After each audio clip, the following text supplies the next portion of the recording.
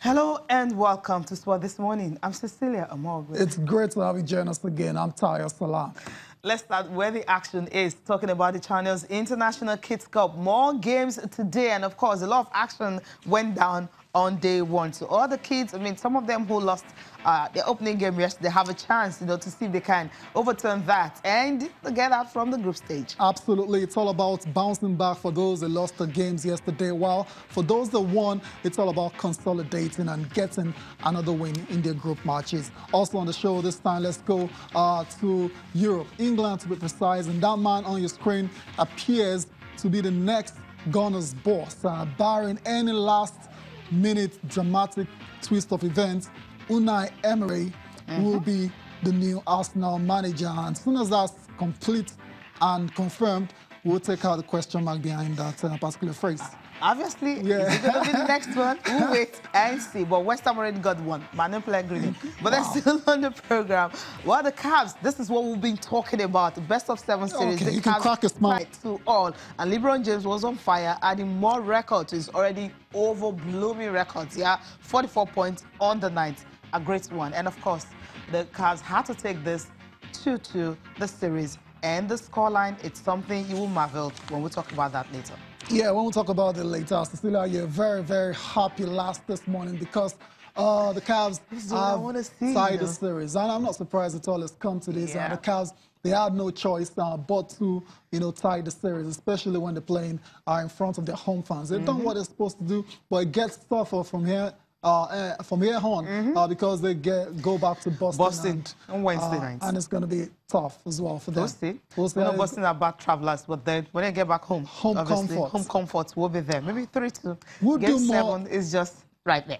Right. We'll do more NBA later on the show. We have a basketball analyst that will be joining us to discuss the NBA playoffs, both the Eastern and Western Conference Finals. But before that, we'll kick off the show with what's going on in the German Bundesliga. And Wolfsburg have finally secured their place in the top flight. They've managed to avoid relegation after flirting with it for so long, for all season. Basically, Cecilia, Wolfsburg flirted with relegation, but they've managed to stay up now because they won their relegation promotion playoff. Yeah, that's how they put it there. 3-1 aggregate against Kiel. They needed it and they got it. And right here, this is what they are staying off. It's funny when you have clubs like this having to battle to stay up. Wolfsburg have won the German Bundesliga before. Right. And right here, you didn't expect them to get to this level. But hey, for Premberg to get to be relegated the first time in their history, then Wolfsburg had to survive this one to stay up. 3-1 it all ended, aggregate, and of course they're staying in the German Bundesliga for the next season. Fantastic. Like you said, they're a big side. They shouldn't really be struggling to stay in the top flight. No one is saying they should go on and win the German Bundesliga, but Wolfsburg should be nowhere near fighting relegation, mid-table at the very worst. But it wasn't meant to be. They struggled big time, but they've managed to stay up. So congratulations to them. I remember Wolfsburg have Nigeria's own Victor Osimhen on their books as well. So it's a good one all around for Wolfsburg will get seated in the German Bundesliga next season. Hopefully they don't get to battle relegation again. From Wolfsburg in Germany, let's move on to Australia now. The Commonwealth Games has been over for a while now, but there's still issues to be resolved because some athletes have refused to go back to the different countries, and the authorities are not smiling at all, Cecilia. They are going all out to ensure that all these guys, absconders, if you want to put it that way, are return home. Yeah, they're searching for 50 athletes and officials. 50 athletes and officials. And check the countries they're from. Some of the athletes are from Cameroon and Central African Republic and all that. So typical of this. Not a good way to start, right? Okay, now there's a message coming from Australia to all the athletes that are missing. My message to the 50 is that the Australian public won't be taken for a ride. We aren't going to tolerate people that come here on visas that have been issued in good faith and then take advantage of our system.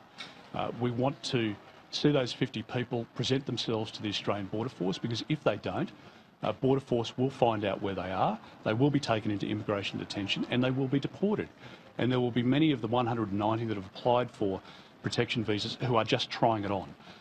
And my message to them is that they need to consider their position very carefully as well. But this is a transaction cost of putting on an event like the Games. We saw it in Melbourne, we saw it in Sydney in 2000. It happens in Glasgow, in the Commonwealth Games there. It happens at all of these major sporting events.